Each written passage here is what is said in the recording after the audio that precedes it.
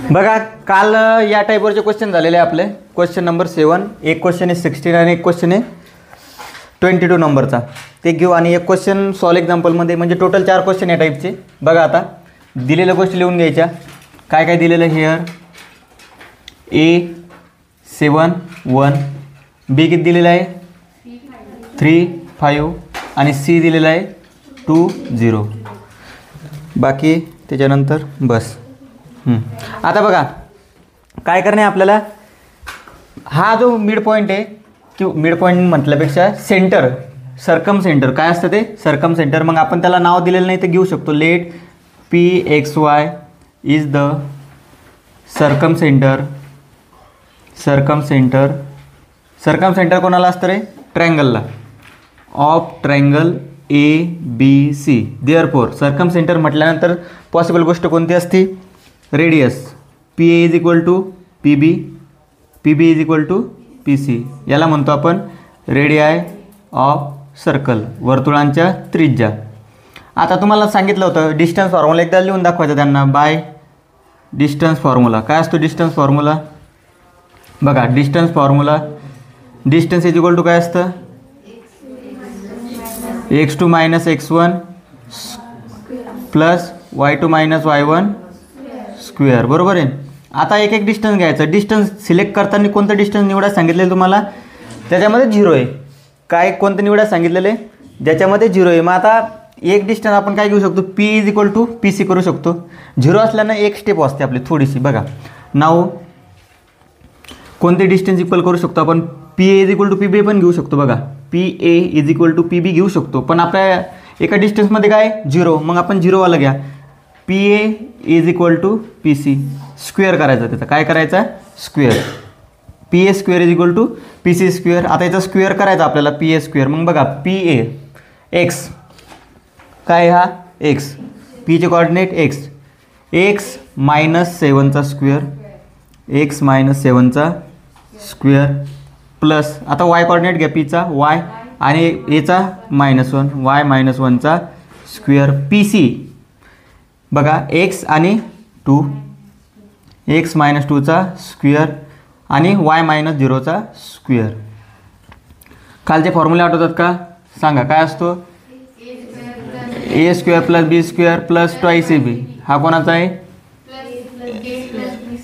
आणि A square plus B square हा कोणाचा आहे, A - B स्क्वेअर. बरोबर आहे.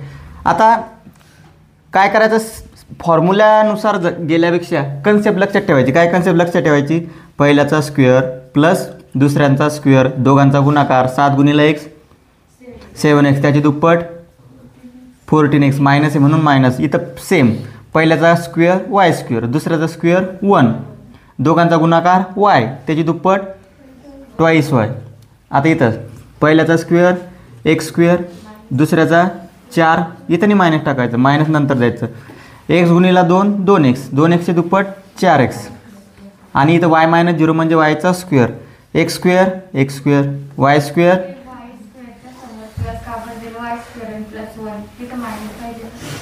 कुठे इथे हे नाही ना, डिस्टन्स फॉर्म्युला आहे ना आपला.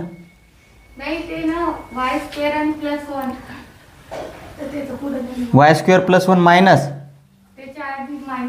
इथं का, हे फॉर्म्युला बघ ना, A square plus B square minus 2AB. म्हणजे जे स्क्वेअर करतो ते नेहमी पॉझिटिव्ह असतात ना. स्क्वेअर कसे असतात, नेहमी पॉझिटिव्ह. पहिल्याचा स्क्वेअर दुसऱ्याचा स्क्वेअर, पहिल्याचा स्क्वेअर दुसऱ्याचा स्क्वेअर, पहिल्याचा स्क्वेअर दुसऱ्याचा स्क्वेअर, स्क्वेअर ऑलवेज पॉझिटिव्ह, त्याच्यामुळे ते मायनस येत नाही. आता तुम्हाला काय सांगितलं, एक्स वाली टर्म बघा. एक्स वाली टर्म कोणती आहे, -14x, त्याच्यानंतर -4x इकडल्या साईडला येऊ द्या. त्याच्यानंतर y वाली टर्म बघा कोणती उरलेली आहे, -2y, इकडल्या साईडला y आहे का सांगा, आहे का नाही. आता इकडे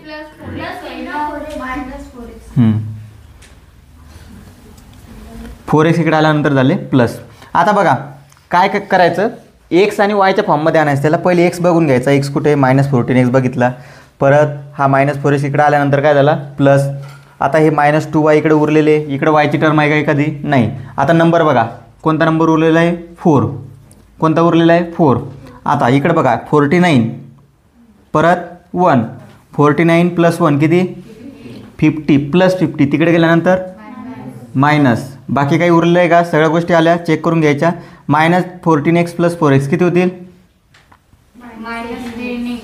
-10x -2y = -46. आता पटकन आन्सर द्यायचं की मायनस येईल म्हणून. आता कितीनं भाग देता याला? 2नं. 2नं जर डिवाईड केलेला तर काय येईल बघा. याला मायनसनं डिवाईड करू. याला कशानं? -2नं. कितीनं लिहू आपण इथं. तुम्हाला जर विसरले समोर, डिवायडिंग बाय -2. कितीने डिवाईड करून राहिलो? -2. मायनस मायनस प्लस आणि भाग कितीचा चालला? 5चा. मायनस मायनस प्लस भाग कितीचा चालला? 1. मायनस मायनस प्लस भाग कितीचा चालला? 23. मग y बरोबर किती झालं? 23 - 5x. याला द्या 1 नंबर. समजलं? बघा परत सांगतो. P = PC². 4 वेळेस फॉर्म्युला यूज करावा लागतो आपल्याला. त्याच्यानंतर x आणि yच्या टर्म सोबत घ्यायच्या. उरलेले नंबर तिकडल्या साईडला टाकायचे. या गोष्टी तर तुम्हाला माहीतच आहे. काय करतो? -2ने डिवाईड केलं. -2ने का डिवाईड केलं? सगळ्या गोष्टी कशा आहे? मायनस. 5x + 2y + 23 हे आन्सर आलं. आपण या yच्या फॉर्ममध्ये याच्यासाठी टाकलं. त्याला काही पुढं सबस्टिट्यूट करायला सोपं जाईल आपल्याला. आता हे झालं एक. त्याच्यानंतर आता बघा P = PC घेतलं. त्याच्यानंतर काय घ्या? PB = PC. का? C.0 आहे आपला. 9 PB² = PC². PB तर घेतलेलंच आहे आपण. PB कुठं काढलेलं आहे? PBने काढलेलं का? PC काढलेलं आहे. बरं PB घ्या. मग x - 3² x - 3². त्याच्यानंतर y - 5. आता PC तर काढलेलंच आहे. काय काढलेलं आहे PC? x - 2² हां आणि प्लस y - 0². आता बघा परत सांगतो. फॉर्म्युला कोणाचा मिस झाला असेल तर पहिल्याचा स्क्वेअर करतो x², दुसऱ्याचा स्क्वेअर 9, दोघांचा गुणाकार 3x, त्याची दुप्पट 6x. सेम yचा स्क्वेअर y², 5चा स्क्वेअर 25. साईन बघायचंच नाही, प्लसच येणार आहे ते. आता बघायचं साईन. y × 5 5y, त्याची दुप्पट 10y. आणि हे तर सॉल्व केलेलंच आहे. x² + 4 - 4x आणि हे yचा स्क्वेअर. कळालं? x² y² x² y² cancel. इकडे काय उरलेलं आहे? -6x. 4x इकडे आल्यानंतर काय होतील? प्लस yची टर्म आहे -10y. इकडे आहे का? नाही. मग आता नंबर बघा. 9 आणि 25 34. इकडला नंबर अगोदर लिहायचा राईट हँड साईडचा. 4 उरलेला आहे. 9 आणि 25 34 प्लसमध्ये तिकडे गेल्यानंतर मायनस. झाल्या सगळ्या गोष्टी आल्या. आता -6x + 4x -2x -10y बरोबर -30. समजलं? आता तुम्ही काय करा? याला -2 डिवाईड करा परत. Dividing bye -2 dividing bye -2. Answer काय येईल मग? x + 5y = 15. बघा मायनसने डिवाईड केलं म्हणजे minus minus plus minus minus plus minus minus plus. x + 5y = 15. इकडे काय आलेलं आहे? 5x + y = 23. वायच्या फॉर्ममध्ये टाकलेलं आहे. याला सेकंड नंबर द्या. From 1 and 2. From 1 and 2. बघा तुम्ही जर सबस्टिट्यूशन मेथड नाही वापरली तर मग तुम्हाला adding equation 1 and adding equation 2 करावं लागेल. सबस्टिट्यूशन जर नाही वापरली तर याचा कोएफिशियंट किती आहे? 5x. याचा किती आहे? x. मग तुम्हाला याचा कोएफिशियंट 5x आणण्यासाठी काय करावं लागेल? याला 5नं मल्टिप्लाय करावं लागेल. त्याच्यासाठी सबस्टिट्यूशन मेथड इझी. इथं yची किंमत 23 - 5x पुट करा. x + 5 ब्रॅकेटमध्ये कोणती किंमत पुट करायची? yची 23 - 5x आणि समोर किती आहे? 15. कोणत्या इक्वेशनमध्ये कोणती किंमत ठेवते तेवढं लक्षात ठेवा. आता बघा x + 5नं मल्टिप्लाय करा. 115 5 × 5 25x बरोबर 15. x - 25 किती येईल? -14x आणि हे 15 - 115. सांगा.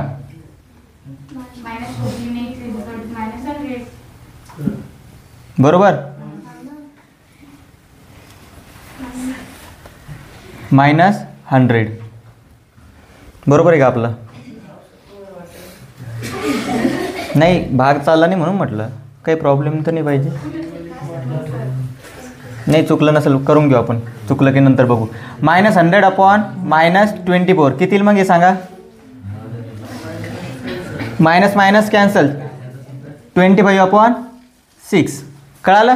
x आलं तुमचं 25 अपॉन 6. कितीचा भाग गेला 4चा. मायनस मायनस प्लस झालं, 4चा भाग गेला 25 4चा भाग गेला 6. आता y ची किंमत किती येईल मग. फ्रॉम इक्वेशन 1 y ची किंमत किती आहे 23 - 5x. 23 - 5x. आता 23 मायनस 25 गुणिला 5 125 अपॉन 6. 6 न 23ला गुणा किती होतील 23 गुणिला 6 138 मायनस 125 अपॉन 6.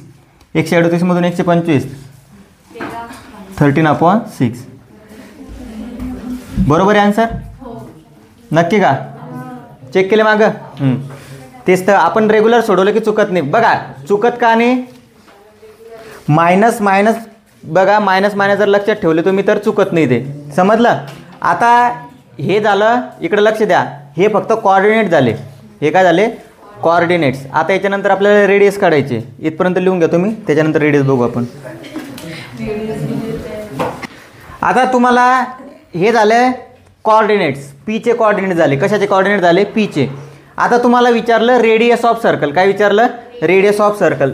म्हणजे एक तर PA घ्या किंवा PB घ्या किंवा PC घ्या, कारण तिने पण काय तुमच्या रेडियस आहे. आता रेडियस काढायची म्हणजे काय काढायचं तुम्हाला PC हे अंतर काढायचं. काय काढायचं अंतर.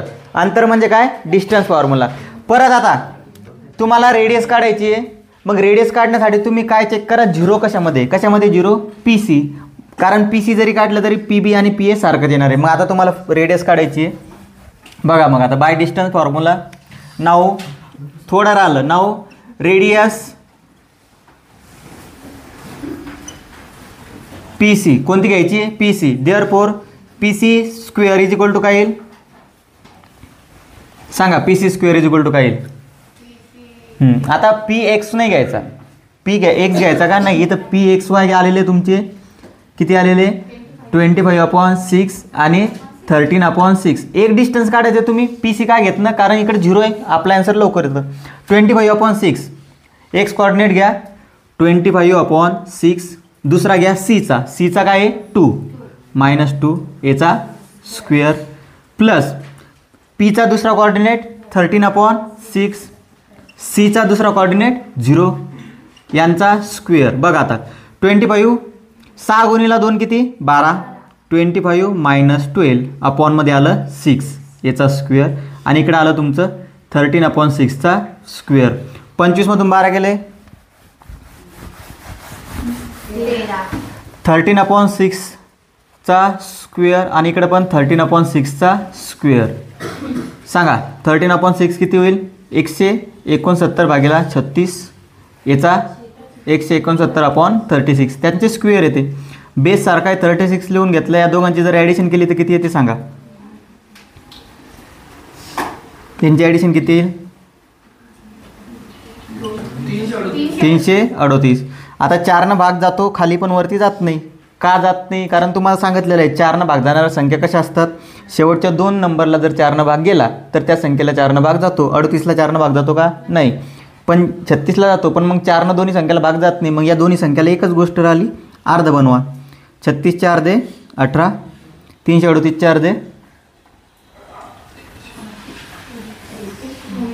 सांगा सांगा करा विचार. 338 4 दे नक्की. अरे हे काय 169 एवढा काय विचार करता तुम्ही. ही झाली तुमची.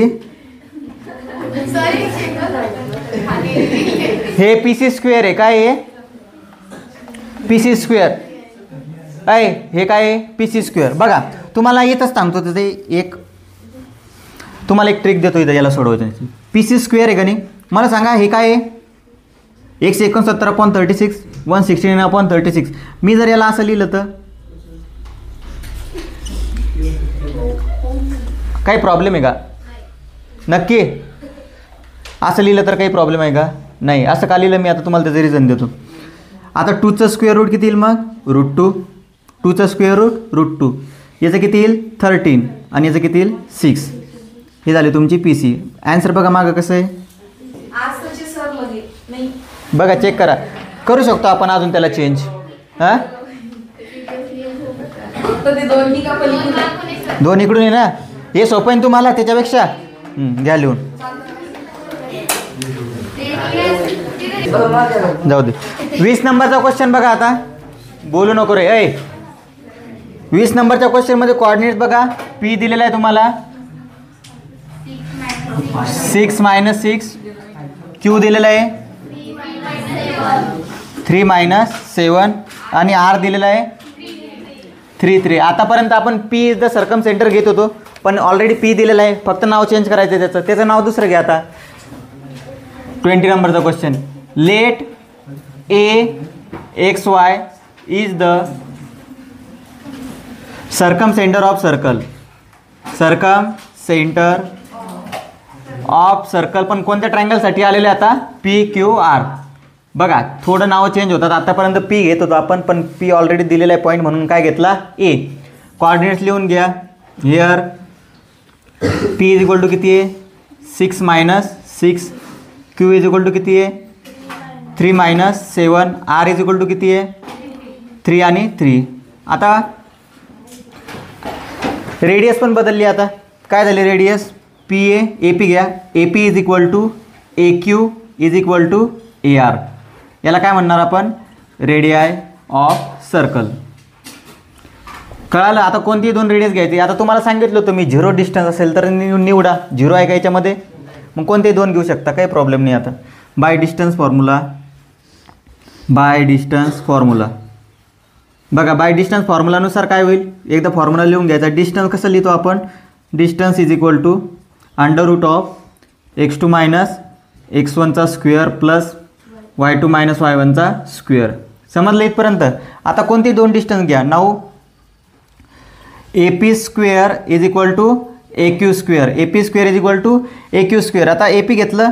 AP लक्षात ठेवायचं बरोबर. AP इथंच बघायचं ट्रायंगलवर. AP x - 6. त्याच्यानंतर दुसरा काय येईल? Plus y - 6. y - 6 म्हणजे y + 6 स्क्वेअर. AQ घ्या. आता AQ x - 3 बरोबर आहे. त्याच्यानंतर y - 7. y - म्हणजे y + 7 याचा स्क्वेअर. कळालं? याचा स्क्वेअर करा तुम्ही माइंडमध्ये 2 मिनिटात. हां x स्क्वेअर प्लस 36 या दोघांचा गुणाकार त्यांची दुप्पट. हां 12y. x स्क्वेअर प्लस 9 दोघांचा गुणाकार 3x त्याची दुप्पट. y square plus 49. हां लक्ष द्या, काही सांगून आले. 14x 14y. yचा स्क्वेअर 7चा स्क्वेअर या दोघांचा गुणाकार त्याची दुप्पट. y मध्ये x सांगून राहिले तुम्ही. x square y square y square. पटापट व्हॅल्यू घ्या. -12x इकडं आलं. एक्सला सोबती आहे का? हे 6x. इकडं 12y उरलेले. या 12yला सोबती 14y येताना -9 आणि 49. 36 आणि 36 इकडं आल्यानंतर मायनस. हे किती होईल? मोठी संख्या छोटी संख्या -6x. मोठी संख्या छोटी संख्या -2y. इकडे पण मोठी संख्या लहान संख्या 26 होतील का? 16 होतील का? अरे एवढं सिंपल. 14 होतील ना? -14 होतील ना? किती होतील? -14. आता डिवायडिंग बाय -2. -2 न डिवाइड केलं किती ना? -2 मायनस प्लस 3चा भाग गेला.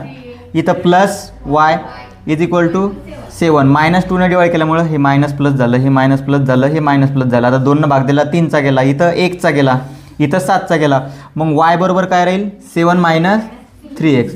1 नंबर याला. त्याच्यानंतर एक डिस्टन्स घेतलं होतं. आता दुसरं घ्या. कोणते घ्या आता काही प्रॉब्लेम नाही, कारण 0 नाहीच आहे. A Q is equal to A R square घ्या. ए क्यू काढलेलाच असेल आपण, बरोबर आहे. डायरेक्ट व्हॅल्यू आता एक्स मायनस 3चा स्क्वेअर प्लस वाय प्लस 7चा स्क्वेअर. आता ए आर बघा, ए आर एक्स मायनस 3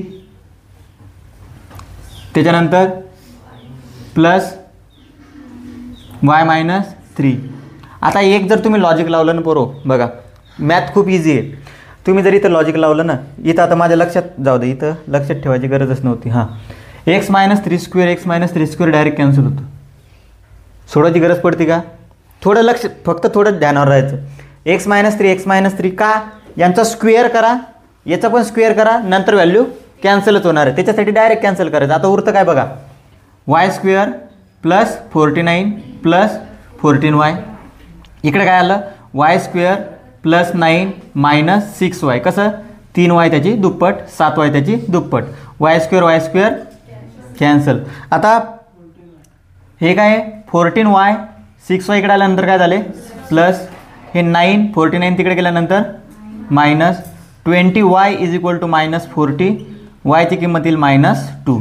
वायची किंमत किती आली, -2. बघा किती इझी क्वेश्चन आहे. हां, हे असे क्वेश्चन येतील तुम्हाला एक्झामला.